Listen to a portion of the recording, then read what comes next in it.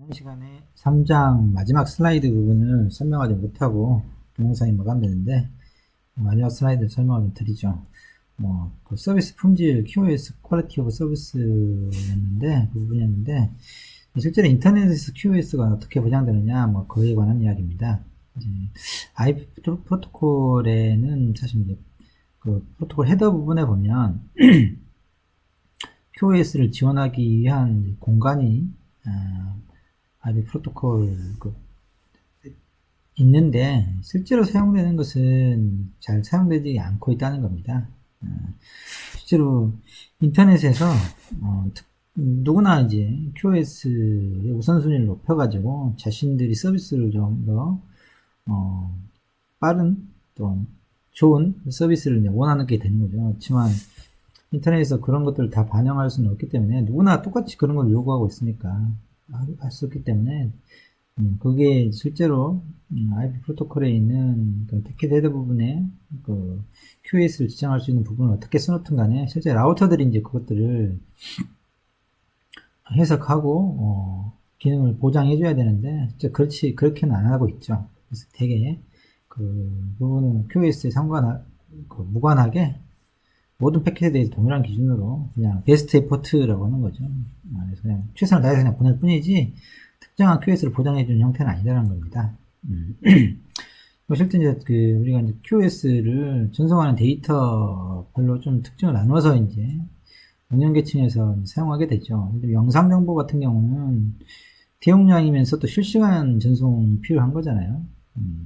그래서 영화를 다운받는 게 아니고 직접 실시간 동영상을 본다거나 네이버나 다음 같은 데서 여러분들이 야구 중계를 실시간으로 보는 경우는 이제 사실상 영상 정보는 상당히 큰 데이터거든요. 근데 그걸 이제 실시간으로 받아와야 되는 거잖아요. 그런 경우 보면은 되게 이제 실시간이지만 전송 오류는 좀 관대한 편입니다. 예를 들면은 이렇게 우리가 그 영상의 경우는 알겠지만 픽셀로 돼 있고 화소가 있잖아요. 점으로 다 해서 256 한 픽셀 256나 RGB 형태로 해서 표현하게 되는데 이 화소가 커질수록 엄청난 데이터량이 되는데 실상 여기 각 화소에 해당하는 어떤 몇 개의 점들이 데이터가 파란색으로 찍혀야 되는데 거기에 약간 오류가 있어가지고 검정색으로 찍혔다 해서 전체적인 영상 하나를 동영상이 계속해서 이렇게 바뀌게 되는데 약간의 오류가 픽셀 단위에 지금 오류가 있다고 해서 우리가 그걸 캐치해내기는 힘들잖아요.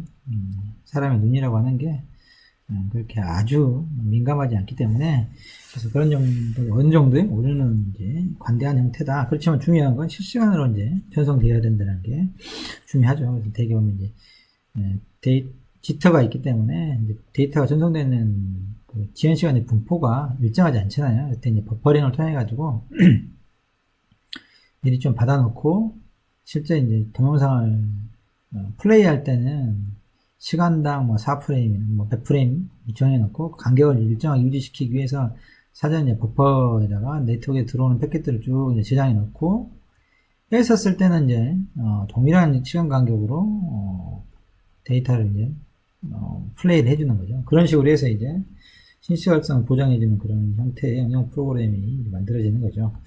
그렇지만 일반적인 이제 컴퓨터 데이터들은 이제 실시간으로 전송될 필요는 없지만 틀리면 안 되겠죠.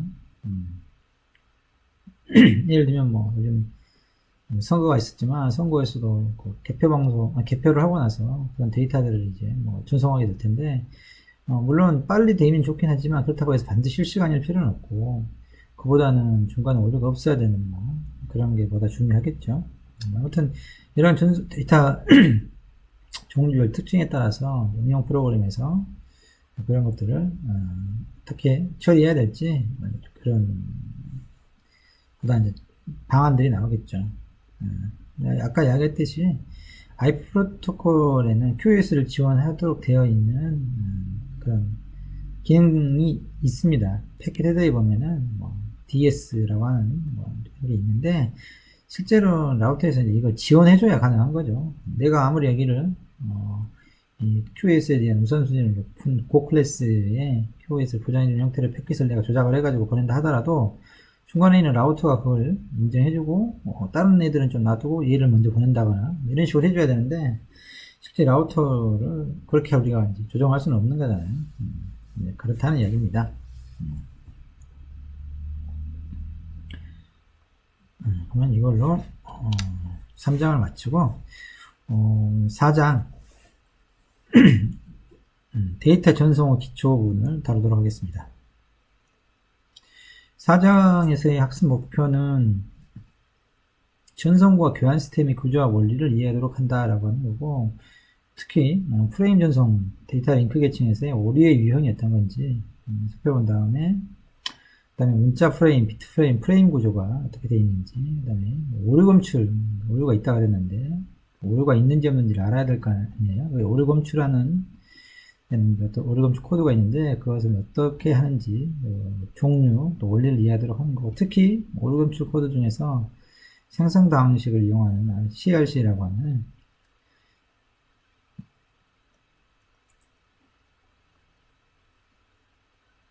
이 방법에 대해서 좀 더 자세히 알아보도록 하겠습니다. 오늘은 아마 여기까지 정도 이 시간에 할 수 있을 것 같은데, 보도록 하죠. 첫 번째, 컴퓨터 네트워크 효과입니다. 일단 네트워크를 왜 사용해야 되느냐, 뭔가 긍정적인 효과가 있기 때문에 하는 건데, 보면 첫 번째 컴퓨터 네트워크를 이용하는 것은 자원 공유를 하려고 하는 거죠.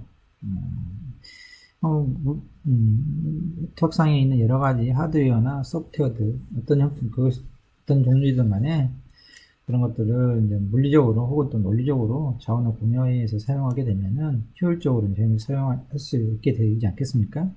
그리고 그게 이제 자원 활용의 극대화를 이룰 수 있는 거죠. 당연히 이제 그런 거고, 그 다음에 병렬 처리라고 하는 것을 통해 가지고 성능 향상을 꾀할 수 있도록 하는 거죠. 일반적으로 이제 우리가 이제 시스템 하나에서도, 컴퓨터 하나에서도, 멀티 프로세싱 지원하기 위해서, 뭐 CPU 하나가 있는 게 대부분이지만, 고성능의 컴퓨터인 경우는 프로세스 여러 개 장착해가지고, 병렬로, 프로그램을 처리할 수 있는 그런 컴퓨터들이 있죠. 요즘은 또 뭐 GPU 서버라고 해서, 그래픽 카드를, 고성능의 그래픽 카드, 몇 천만 원짜리, 억 단위 가는 그런 것들도 있는데, TPU 요즘 이런 것도 있고, 이런 것들을 여러 개 이제 장착해가지고, 요즘 뭐 기계학습, 유명한 그런 것들에, 알파고에서도 봤듯이, 그런 것들을 이제 처리할 수 있는, 요즘 블록체인, 비트코인 같은 것을, 코인, 뭐라 그러죠? 캐내는 거. 그런 걸 사용할 때 GPU 서버를 쓰는 경우도 있긴 하던데, 아무튼 그렇게 해서 이제 하나의 시스템 내에다가 여러 이제 프로세스를 장착해서 이제 할 수 있는 것도 있고, 그다음에 중요한 건 이제 네트워크 자체에서 보자 그러면 여러 가지 이제 일반 PC들을, 분산 형태의 PC들을 두고 메인 이렇게 연결해서, 그 자체로 보면은 큰, 파워는 없지만, 연결해 놓고 보면 이제, 상당히 병렬로 처리했을 때, 효과를 볼 수 있는 경우가 있죠. 예전에 캐리비안 해적인가? 정확히 영화 제목을 모르겠는데, 영화에 보면 파도 있잖아요, 파도. 파도 이런 것들을 사실 수학적으로 계산을 하게 되는데, 그런 물리학적인 공식이 있어요. 역학에서 보면은.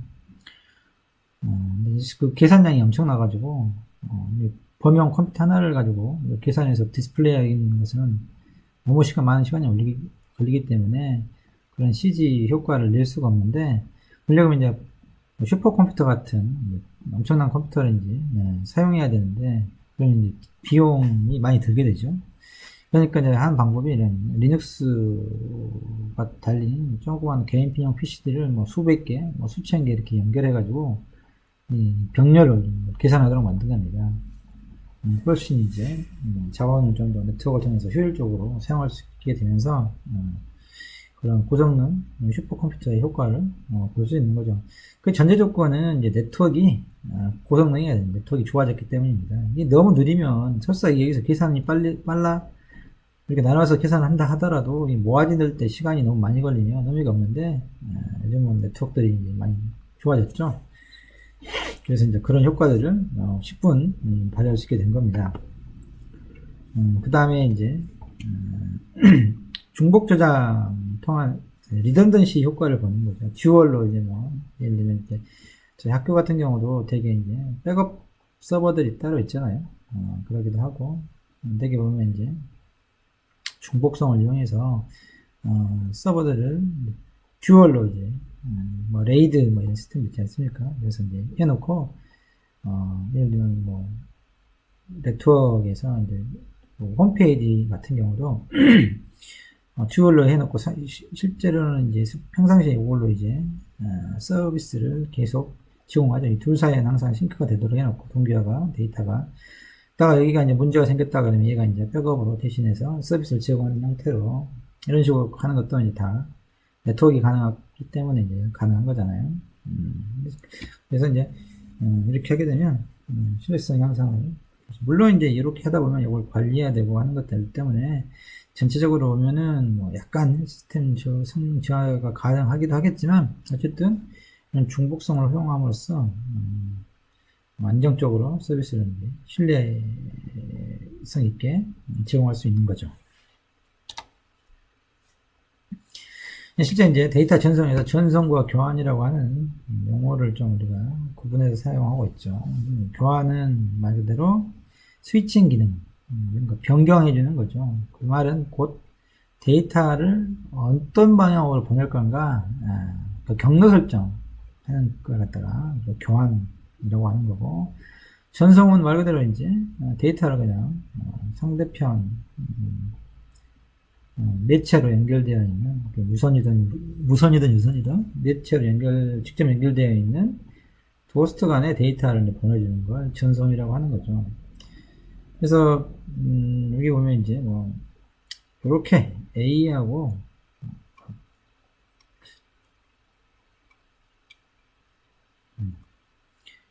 B, C 이렇게 둘이 다이렉트 연결되어 있는 형태를 이제 우리가 데이터 보내는 걸 전송이라고 하고, C의 경우는 이제 교환 기능이 있어야 되겠잖아요.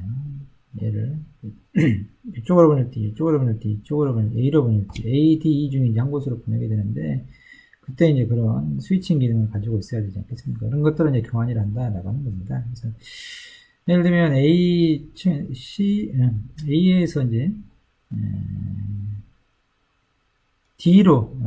A에서 D로 데이터를 보내게 되면 A에서 C로는 이제 전송이 이루어지는 거고, C에서 이제 교환이 이제 발생하는 거죠. 그럼 뭐 이쪽으로 보낼 수도 있고, 당연히 A는 이제 이쪽에서 보내왔으니까 뭐 말할 필요는 없지만, 이쪽 아니면 이쪽일 텐데, 물론 E를 통해서도 이제 이렇게 돌아서 가는 경로가 존재하기 때문에 불가능한 스위칭 선택은 아니지만, 홉수가 늘어날수록 지연 시간이 늘어나게 되니까 이건 효율적인 방법은 아닌 거죠. 그래서 이제 이쪽으로 보내도록 뭐 라우팅 테이블을 정적으로 사람이 써놓거나 아니면 기계가 알아서 다이나믹하게 동적으로 라우팅 경로를 이제 설정하게 되죠. 그래서 교환 기능 발생하고, 그 다음에 마지막으로 그게 정해졌으면 C에서 이제 D로 전송이 또 이루어지는 이런 절차를 거쳐서 되게 된다라고 하는 겁니다. 전송 방식의 종류를 보면 이제 지리적 분포에 따라서 뭐 앞 시간에 했듯이 랜, 뭐 맨, 웬 이런 식으로 구분하기도 하지만, 전송 교환 기술에 따라서 이제 분류하는 방식을 좀 이제 여기서 다룰 건데, 뭐 점 대 점과 포인트 투 포인트 브로드캐스팅 방식으로 나눠서 이제 데이터 전송 방식을 분류를 합니다. 점대점이라고 하는 것은 별게 아니고, 호스트가 이제 특정 호스트에서 특정 호스트까지 이제 이렇게 1대1로 연결하는 걸 점대점 방식이라고 하는 거죠. 물론 중간에 이제 교환 기능을 중개하는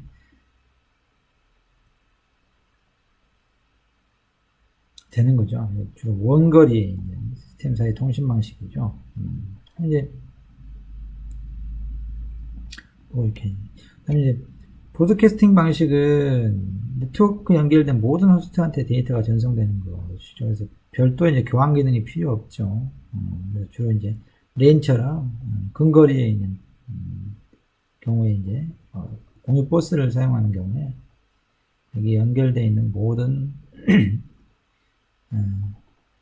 호스트들이 다 이제 들여다볼 수는 있는 건데 특정하게 뭐 중계 기능을 활용하거나 뭐 그럴 필요가 없이 그냥 무조건 모두를 대상으로 버스에 흘려보내면 모두를 대상으로 하는 건 아니죠. 흘려보내면 누구나 들여다보게 되는데 그 해당하는 주소를 가는 애만 실제 이제 그 데이터를 수집하게 되는 뭐 이런 형태가 브로드캐스팅 방식인 겁니다. 잠재점 방식부터 일단 보면 이제 토폴로지라고 하는데 이 형태를 이야기하는 거죠. 토폴로지에 따라서 뭐 스타형, 링형, 완전형, 불규칙형 여러 가지 이제 형태로 이제 잠재점 방식이 이제 구성될 수 있죠.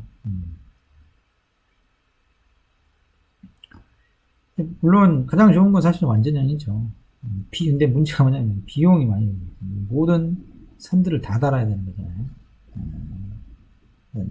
뭐 이제 하나씩 토폴로지 형태에 따라서 어떤 특성들이 있는지 한번 보도록 하죠. 먼저 스타형입니다. 스타는 이제 지금 트리형인데 앞에서 보자고 하면 이렇게 이제 가장 이제 그 스타형이 이제 이렇게 생긴 거죠. 그래서 중간에 이제 메인이 되는 호스트가 있고 나머지들이 이렇게 이해를 통해서 다 연결되어 있는 거죠. 이걸 확장한 게 이제 여기 나와 있는 트리인 거죠. 사실 이렇게만 보면 이제 스타잖아요. 스타고 그 스타의 가지 끝에 이제 더 달려 있는데 저번 시간에 이야기했지만 트리는 이제 루프가 없다, 사이클이 없다. 어쨌든 뭐 스타형은 이제 하나의 중교 스타를 놓고 봅시다. 지금 트리 말고 이렇게만 연결되어 있는 그러면은 이 중앙에 있는 호스트가 전체적인 네트워크의 성능의 핵심이 되는 거죠. 그래서 어쨌든 다른 얘들하고 이렇게 통신하려고 그러면 반드시 이 중심에 있는 중앙 호스트를 경유해야만 얘가 이제 유일하게 스위칭 기능을 가지고 있는 거잖아요. 그래서 이제 해주게 되는데 어쨌든 이제 장점은 뭐 이렇게 많은 링크 선이 필요 없지만 단점은 얘한테 부하가 엄청 걸린다는 거죠. 만약 얘가 이제 부어버렸다, 전기가 나갔다거나 고장이 났다거나 하게 되면 전체적인 네트워크에 동작할 수 없는 상황이 만들어지는 거죠. 트리는 이제 이걸 확대한 거죠. 확대해서 하게 되는데 스타하고 약간 다른 건 이런 부분을 또 이제 중계 기능이 좀 있도록 해야 된다라고 생각해요. 이렇게 자기 물려있는 형태 이렇게 할 수도 있고 중계 기능이 좀 있어야 된다, 뭐 이런 형태인 거죠. 그 다음에 링형이 있습니다. 링형 아까 봤듯이 이렇게 호스트들이 원형으로 되어 있고 이렇게 연결선이 되어 있는 거죠. 각 호스트들은 중계 기능까지 이제 겸해야 되겠죠. 이렇게 보내오면 이쪽으로 보내주는 이런 기능이 있어야 되고, 물론 양방향으로도 이제 할 수는 있지만 실질적으로는 양방향으로 구현해 놓으면 복잡하기 때문에 프로토콜이 대개는 한 방향으로만 돌도록 구현이 되어 있긴 하죠. 주로 많이 이야기하는 게 토큰을 가지고 충돌 문제를 해결한다 하는 거죠. 그래서 토큰이라고 하는 별도의 패킷을 이제 이렇게 돌리는 겁니다. 하나만 가지고. 토큰을 가진 호스트가 이제 데이터를 실제로 보낼 수 있게 되는 거죠. 이게 보면 이제 특정한 호스트가 토큰을 받게 되면 자기가 보낼 데이터가 있으면 그 토큰을 잡고 있다가 데이터를 쭉 돌려보내죠. 돌려보내고 자기한테 다시 그 데이터가 돌아오거든요. 그럼 중간에 해당하는 호스트가 있으면 그 데이터를 보게 되죠. 보게 되고, 정상적으로 돌아오면, 아, 얘가 중간에 그 경위에서 왔기 때문에 제대로 받았겠구나 싶어서 다 확인을 하고, 더 이상 보낼 게 없으면 이 토큰을 그 다음 호스트한테 넘겨주는 거죠. 넘겨주면, 뭐 보낼 게 있으면 다시 그 토큰을 잡고 똑같은 방식으로 특정한 대상한테 보내게 되고, 데이터가 돌아오면 아 보내줬구나 생각해서 토큰을 다음번에 돌리는 거예요. 만약에 자기가 보낼 게 없다 그러면 토큰을 다음번에 돌리는 이런 형태로 이제 전체적인 네트워크에서 충돌이 발생하지 않고 데이터들이 전송될 수 있도록 되어 있죠. 단점은 이제 뭐 호스트가 중간에 있는 고장나버리면 링이 끊어지는 효과가 생기잖아요. 물론 여기에서 여기 끊어지기 전까지는 전송될지 모르나 돌아오진 않으니까 확인할 방법도 없고, 그래서 이런 경우 이제 좀 문제가 있었죠. 그래서 이제 되게 보면 다이렉트로 뭐 얘를 꼭 경유하도록 만드는 건 아니고, 자기가 끊어진다 하더라도 데이터는 전송될 수 있도록 사실상 구현을 해놓는 거죠. 그다음 완전형이 있죠. 완전형은 앞에서 보자 그러면 요게 이제 완전형인 거죠. 모든 노드 간에 모든 호스트 간에 연결선이 있는 거죠. 그래서 하나 지금 전체 3, 6, 7, 8개인가요? 호스트가. 그러면 얘 입장에서 보면 7개의 선이 있어야 되는 거죠. 자기를 뺀 모든 호스트들한테 연결선이 있어야 되니까 7개가 있어야 되는 거죠. 하나, 둘, 셋, 넷, 다섯, 여섯, 7개죠.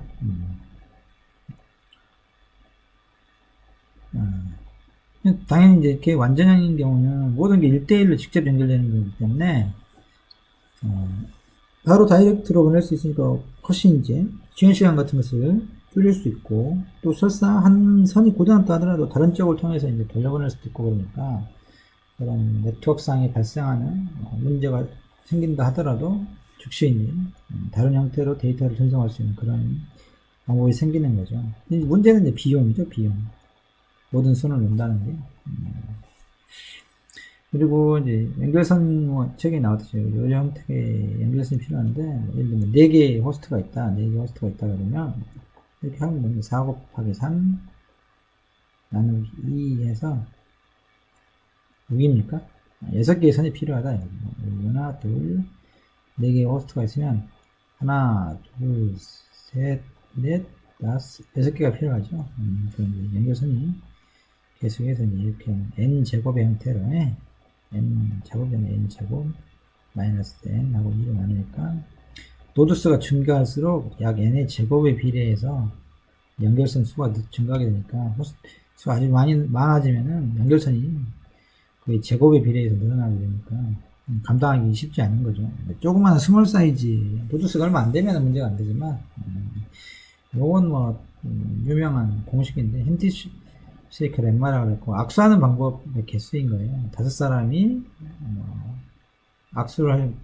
전체가 악수를 하려고 하면 몇 번이나 악수가 필요하냐 뭐 그런 거 계산할 때 쓰는 건데, 요 식이 이제 그거라는 거예요. 예를 들면 이제 아까 5명에다가 내가 다른 사람한테 4번 해야 돼. 4번 악수를. 그러겠죠? 5번 되거든요. 그만 치워버리면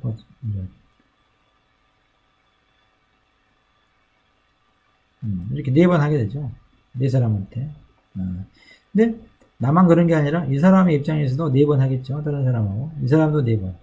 이 사람도 4번. 이 사람도 4번. 그러니까 5사람이 각각 4번씩 악수를 하게 되는데 2번 카운트가 되죠. 이 사람하고 나하고 악수했을 때 나하고 악수한 것도 더하기 됐지만 이 사람의 입장에서 나하고 더한 것도 카운트가 됐잖아요. 2번씩 카운트가 된 거라고. 그래서 2로 나눠주면 정확하게 연결선의 개수, 즉 악수의 횟수가 나오는 겁니다.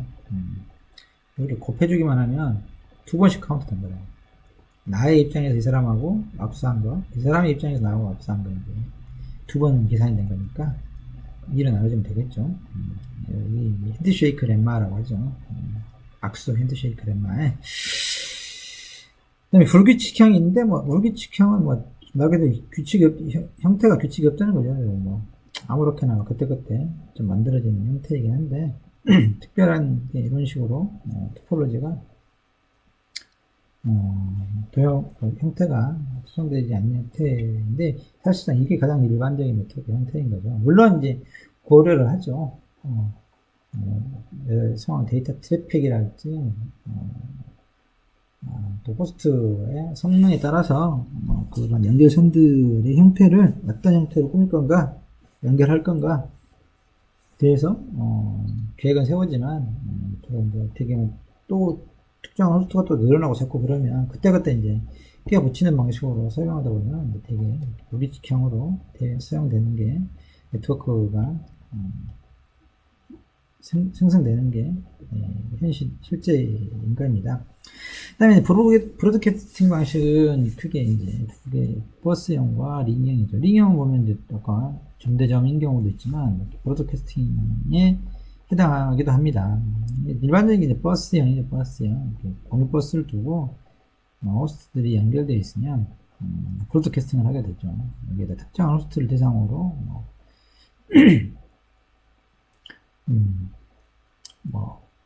스위칭 기능을 사용하지 않고 바로 여기다 흘려보내면 자기 해당하는 애만 그걸 가져가고 그렇지 않은 애들은 이제 버리는 거죠. 주로 근거리 아주 조그마한 네트워크에서 이제 이 형태를 사용하게 되는 거고, 링도 마찬가지로 이제 보면 이게 전체가 다 그래서 저기한테 돌아오잖아요. 어때요? 브로드캐스팅에 해당하는 거잖아요. 브로드캐스팅이라는 의미가 이제 모두가 볼 수 있는데, 아까하고 이제 좀 차이점이라고 하면 여기 이제 흘려보내는 거죠. 흘려보내서 특별하게 교환 기능보다는 흘려보내게 되면은 자기한테 해당한 놈은 그걸 데이터를 가져갈 거고, 그렇지 않은 애들은 그냥 무시하는 거죠. 근데 이걸 사실 붙여놓은 거죠. 됐어요. 이런 형태로 브로드캐스팅이 된다라고 하는 겁니다. 방식에 전송 방식이 있다. 이게 이제 할 수 있는 게, 문제는 이제 충돌이 충돌. 브로드캐스팅 하게 되는 것은 점대점하고 차이점. 왜냐면 그 버스라고 공유 버스니 공유 링크니라고 하는 것들은 여러 사람들이 동시에 이제 사용하도록 하잖아요. 충돌 해결 방법이 있는데, 두 가지가 하나 있죠. 하나는 사전에 이제 전송 권한을 제한하는 거죠. 사전적으로 해결하는 방법이 있고, 사후적으로 해결하는 방법이 있습니다. 사전적으로 해결하는 건 시간대를 이제 분할하는 거죠. 참여하는 애들이 타임 슬라이스를 정해가지고 시간을 정해놓는 거죠. 예를 들면 1초는 너가 쓰는 거, 그 다음 1초는 네가, 이런 식으로 해가지고 자기에 해당하는 시간대만 사용하도록 하는 거죠. 이건 낭비가 있죠, 사실. 왜냐면 요 놈만 계속 이제 보내고 싶은데 다른 애들은 데이터 보낼 게 없는 거예요. 그렇지만 어쩌면 사이클상 얘들이 다 포장해주는 거기까지는 그냥 넘어가고 자기에 해당하는 시간이 돌아와야만 데이터를 보내게 되는 거예요. 이렇게 되니까 이제 공유버스를 훨씬 비효율적으로 사용하게 되잖아요. 토큰, 링에서처럼 똑같이 토큰을 이용해가지고 순서대로 각 호스트들이 토큰을 받아서 받게 되면 이제 권한이 생기는 거니까, 이렇게 하게 되면 어찌 보면 시그널 형태로 하는 것보다는 조금 더 효율적일 수 있죠. 그렇지만 실제적으로 로컬에서는 이런 식으로 사용하지 않고 무조건 보내도록 하는 겁니다. 버스에다가. 충돌이 발생하면 사후에 이제 다시 보내도록 하는 거죠. 예를 들면 이런 식으로 하는 겁니다. 둘이 동시에 이제 상대방을 고려하지 않으니까 보내게 되죠. 근데 이제 동시에 보내면 선언 하나니까 충돌이 발생해요. 그래서 하면은 충돌이 발생했구나라고 하는 건 감지하는 건 있어야 되지만, 어쨌든 감지했다 그러면 충돌이 발생할 때 지존성도 똑같은 시간에 똑같이 해버리면 안 되잖아요. 그러니까 둘 다 딜레이 시간을 갖는 겁니다. 기다리는 거예요. 기다리는데 그 기다리는 시간을 랜덤하게 하는 거예요. 랜덤하게 특정한 시간 범위 내에서. 그래서 예를 들면 얘는 5초 후에, 얘는 7초 후에 보낸다, 이런 식으로 하는 게, 둘이 랜덤하니까 둘이 똑같은 확률이 아주 낮잖아요. 얘는 5초 후에 보내고 얘는 그 후에 7초 후에 보내는 이런 형태로 충돌이 발생하면 랜덤하게 딜레이를 각각 가지고 기다렸다가 보내는 형태, 이런 형태로 하는 게 이제 사후 충돌의 세계라는 방식이고, 이 방금 했던 이야기가 이더넷에서 실제로 사용하는 방법입니다. 그래서 이런 경우는 하나의 동일버스에 너무 많은 호스트들이 달라붙으면 충돌이 계속해서 발생하겠잖아요. 그러니까 조그만 로컬 영역에서 호스트 수가 많지 않을 때 이용한 방법인 거죠. 그 다음에 이제 링형 아까 이야기했던 거하고 뭐 거의 동일하죠. 그래서 이제 중간에 있는 뭐 링형으로 이제 버스를 그냥 붙여놨다고 생각하면 되는데, 데이터가 특정 호스트로까지 이렇게 보내게 되면 좀 흘려보내는 거죠. 어떻게 쓰면 되는 건데, 해당하는 호스트만 이걸 받아보고 나머지는 버린다라고 하는 거고, 이때 충돌 문제를 해결하기 위해서 이제 토큰을 가지고 돌아가면서 이제 토큰을 가졌을 때만 데이터를 전송할 수 있도록 해주는 게 링형 전송 방식인 거죠. 그 다음에 이제 뭐 멀티포인트 통신이라고 유니포인트, 우리가 지금까지는 되게 유니포인트를 이야기한 거였죠. 하나의 호스트가 그게 뭐 브로드캐스트 방식이든 점대점 방식이든 간에 당사자인 두 호스트 간에 이제 통신을 이야기한 거였는데, 때로는 이제 1대 N이거나 다대다인 형식의 이제 멀티포인트 형식의 이쪽 여러 개 있을 수 있죠. 동일한 데이터를 이렇게 전송해야 되는 이런 이제 1대 다 혹은 또 여럿이 이렇게 다대다로, 요즘 여러분들 뭐 많이 하고 있잖아요. 뭐 줌 같은 거 이용해가지고 원격 지금 코로나19 탁택이라고 하면 안 되겠지만, 카톡 같은 것도 마찬가지지만, 이제 멀티포인트 형태의 통신들이 많이 이루어지고 있죠. 화상회의랄지. 그래서 이제 뭐 유니캐스팅, 이거는 전송 방식의 이야기 하는 거고, 요건 약간 개념이 다르죠. 둘은 개념이 다른데 이렇게 써놓긴 했는데, 원칙적으로 따지면 유니포인트하고 멀티포인트가 이제 이렇게 연결이 몇 개냐, 연결이 하나냐, 아니면 여러 개냐, 그래서 유니포인트, 멀티포인트로 바꾸는 거죠. 전송 방식에 따라서 이제 유니캐스팅과 멀티캐스팅이 있는 거죠.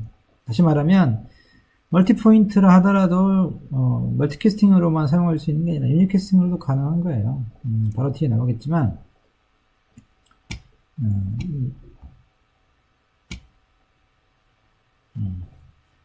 마우스가 이상하네.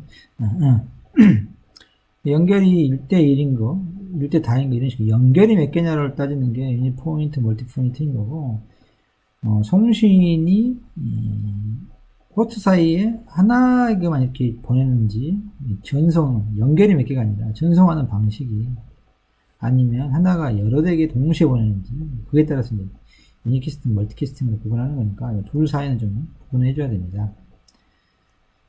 그래서 보면 이제 멀티포인트 유니캐스팅도 있죠. A로부터 지금 D, E, F에게 보내니까 멀티포인트인 거죠. 근데 그 방식은 유니캐스팅 방식으로 보낼 수 있다라고 하는 겁니다. 즉, 연결을 세 군데를 이렇게 하면 되잖아요. 하나, 둘, 셋. 캐스팅. 하나씩 점대점으로 보내는 것처럼. 그래서 세 개의 연결에 대해서 각각 세 개의 카피본을 각각 경로에 따라서 이제 보내게 되는 이런 형태가 멀티포인트 유니캐스팅이 되는 거죠.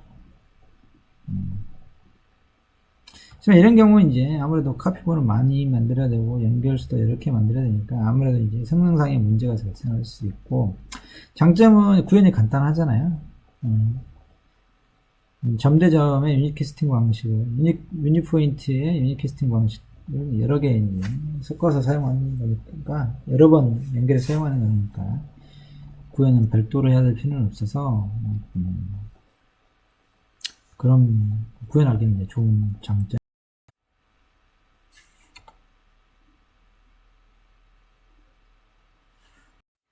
그다음 이제 브로드캐스팅 방식이 있을 수 있죠.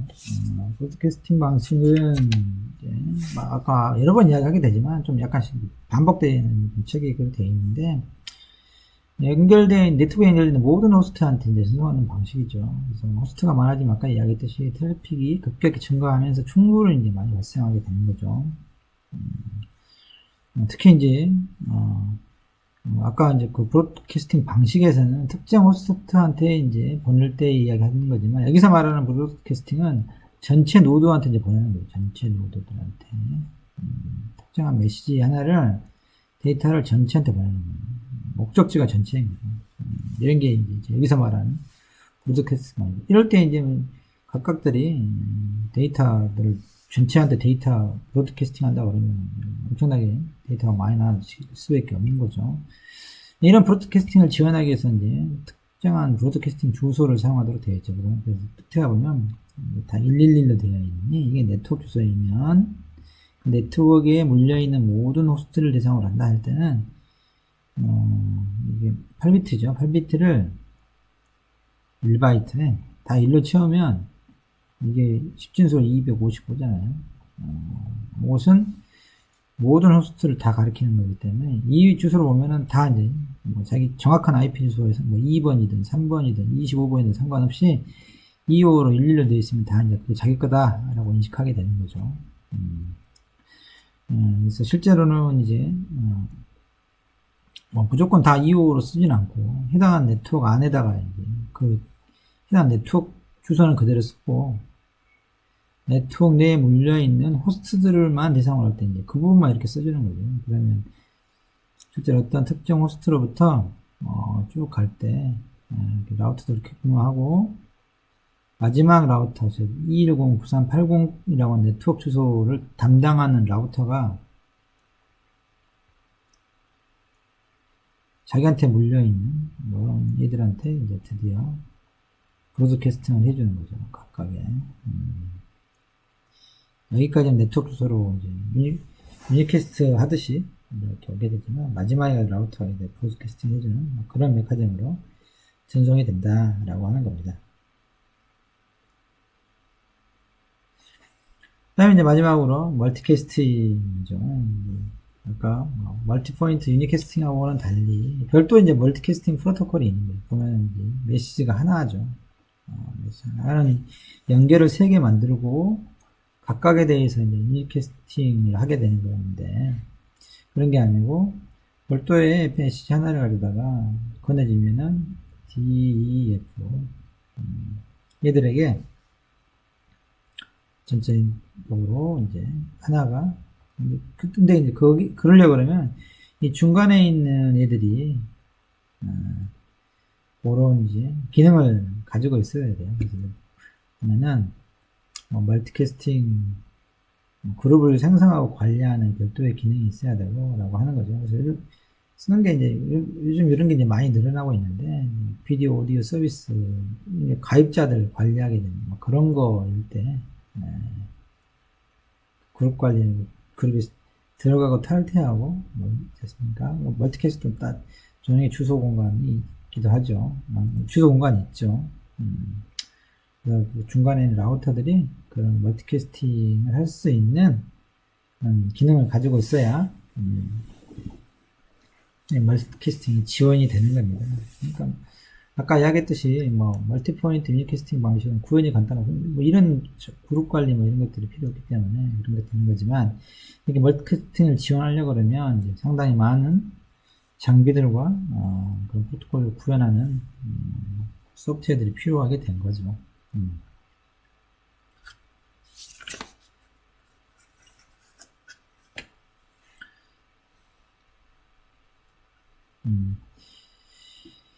약간 지금 좀 시스템이 불안해서 여기서 끊고 저장하고, 오리지어는 다음 동영상에서